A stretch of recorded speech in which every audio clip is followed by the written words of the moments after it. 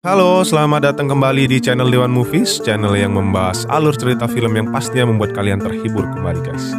Pada kesempatan kali ini kami akan membahas alur cerita dari film yang berjudul Convicts tahun 2014. Film ini menceritakan seorang mantan pasukan elit yang harus mendekam di penjara karena membela pacarnya yang dilecehkan. Bagaimana ia bertahan menjalani hukumannya di dalam penjara yang sangat brutal? Untuk itu, tanpa berlama-lama lagi, langsung saja kita simak alur ceritanya. Sebelum masuk ke ceritanya, kami ingin mengingatkan untuk selalu dukung terus channel kami dengan cara subscribe, like, komen, share, serta aktifkan lonceng notifikasinya agar tidak ketinggalan update terbaru dari kami.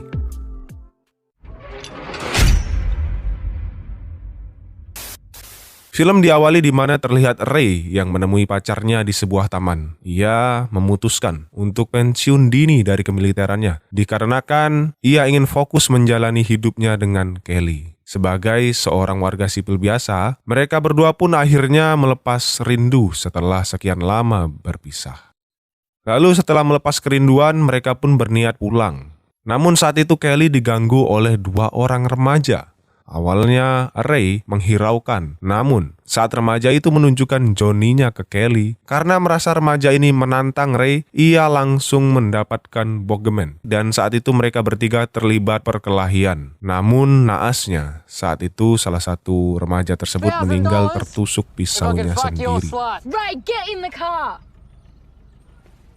Pengacaranya. Dan sang pengacara pun memberikan dua option atau dua pilihan. Yang mana jika Ray mengaku perbuatannya, ia hanya akan dihukum 18 bulan penjara. Namun, jika ia tidak mengakui perbuatannya, maka ia akan didakwa maksimal 8 tahun penjara.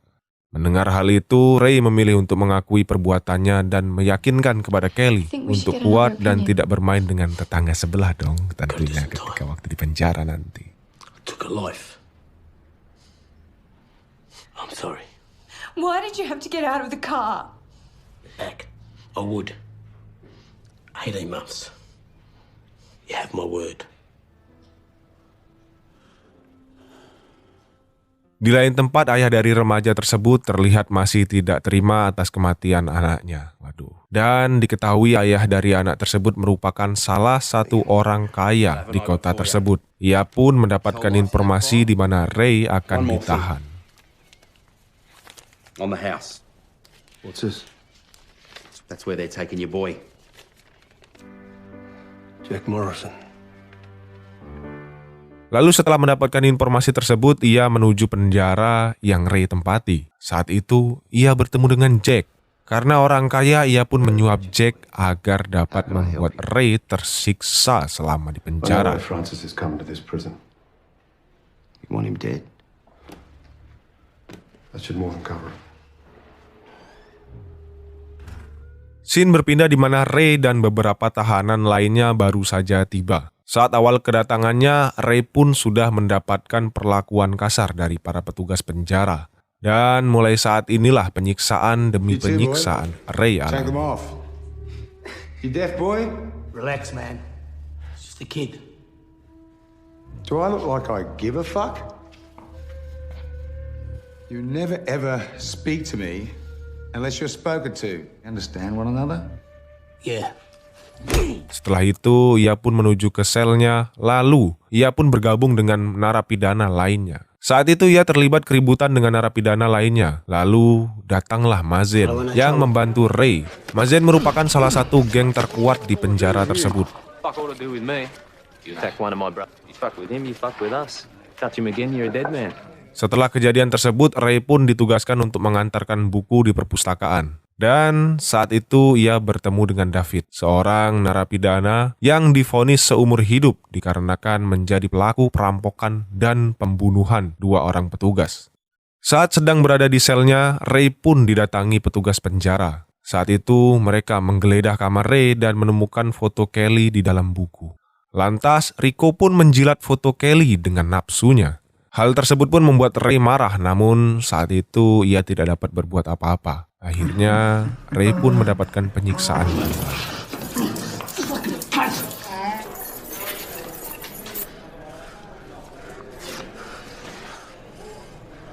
Uncuff him.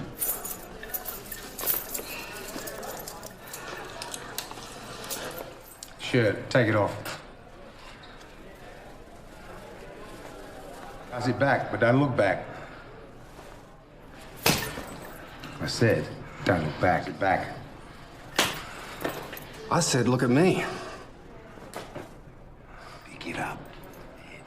Pick it up. Saat itu salah satu petugasnya merasa kasihan dan meminta untuk menyudahi penyiksaan karena sudah melebihi batas wajar.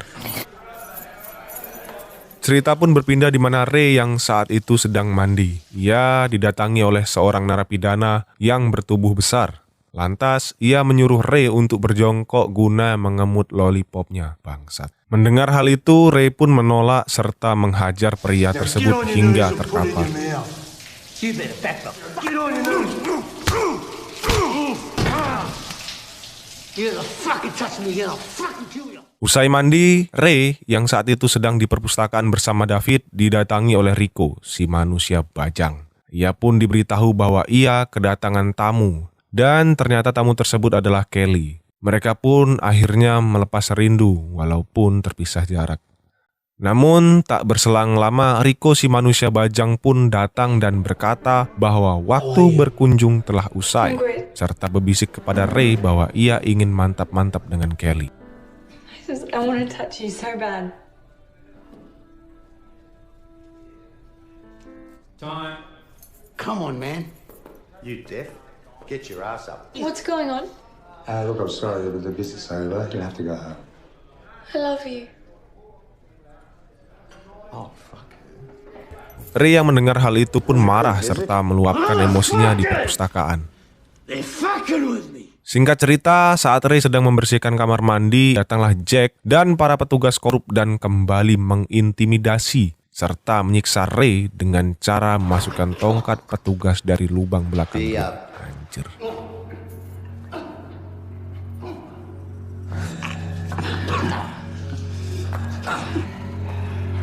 Glenn.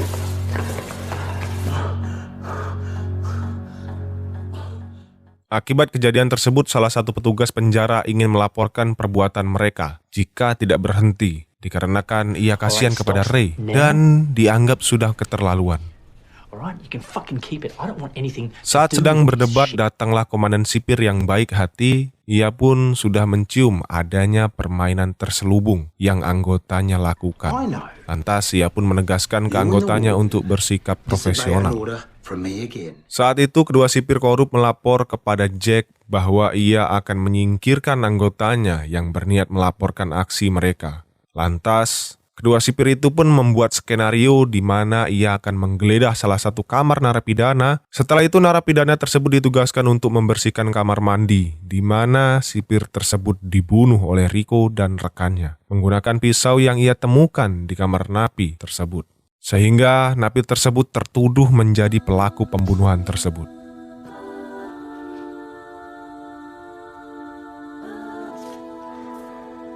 What have you done, son? You fucking dogs. Singkat cerita, saat ingin berkunjung, Kelly mendapatkan perlakuan tidak senonoh dari Rico dan rekannya, di mana Kelly harus melepaskan semua pakaiannya dengan alibi bahwa sudah prosedurnya seperti itu.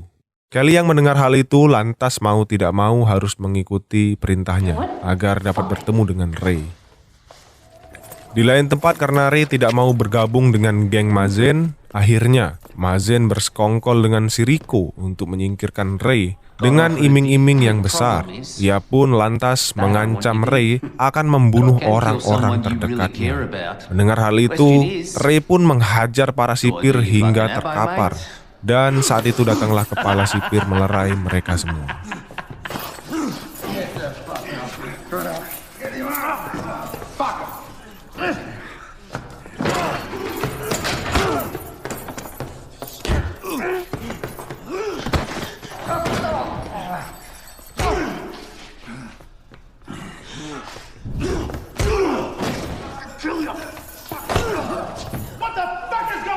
Akibat kejadian tersebut, Ray pun dimasukkan ke sel isolasi. Saat itu, ia masih mendapatkan perlakuan kejam dari para sipir penjara.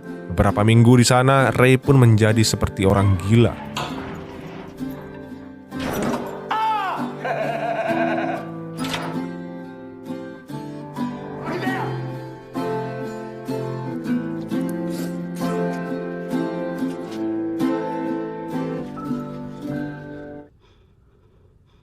Saat sudah menjalani hukuman, Ray yang saat itu sedang berolahraga didatangi oleh rekannya yang masih berusia 18 tahun.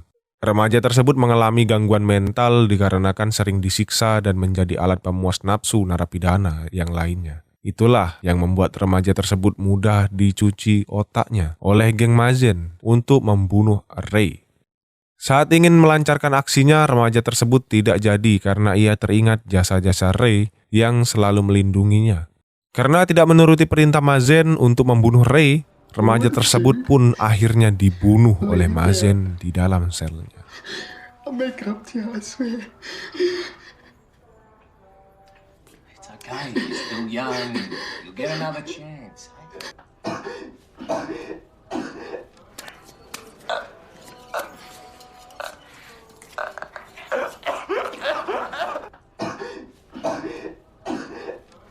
He was a good kid.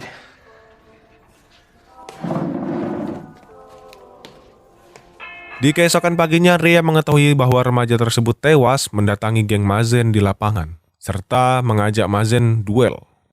One by one dong. Dan saat berkelahi, Ray yang ada kesempatan untuk membunuh Mazen pun diurungkan dikarenakan jika ia membunuh maka hukumannya akan diperpanjang kembali. Lantas ia melepaskan Mazen. Namun saat itu Mazen pun kembali menyerang Ray dengan senjata tajam. Namun saat itu David pun merelakan tubuhnya tertusuk agar dapat melindungi Ray. Dan saat itu juga Mazen tewas karena diserang oleh kelompok lain.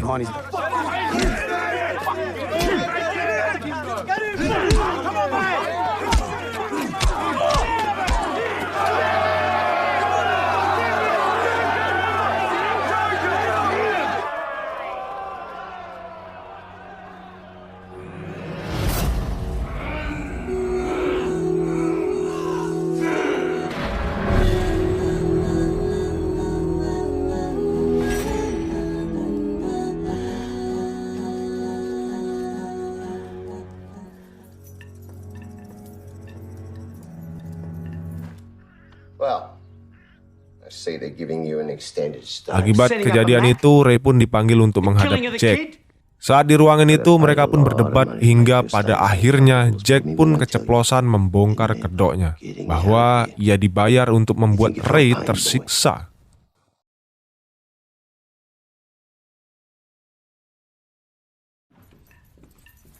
Mendengar penjelasan Jack, kepala sipir pun masuk dan menangkap Jack. Ternyata mereka semua sudah merencanakan hal tersebut untuk menjebak Jack. I demand you're not the boss anymore. Lalu setelah itu Ray pun menjenguk David yang sedang dirawat. Saat itu David memberitahu di mana ia menyembunyikan uang yang ia curi agar dapat diambil oleh Ray, dan ia berpesan untuk memberikan satu tas kepada anaknya.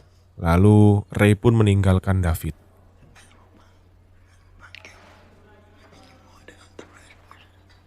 Can't take it. Fuck that. Fuck it, right. You didn't have a good life with your missus. Just don't come back in here. Anything. You have a bag full of my daughter. Consider it done. Setelah itu, di akhir film terlihat para sipir yang korup beserta ayah dari remaja tersebut ditahan di penjara yang sama. Dan film pun berakhir.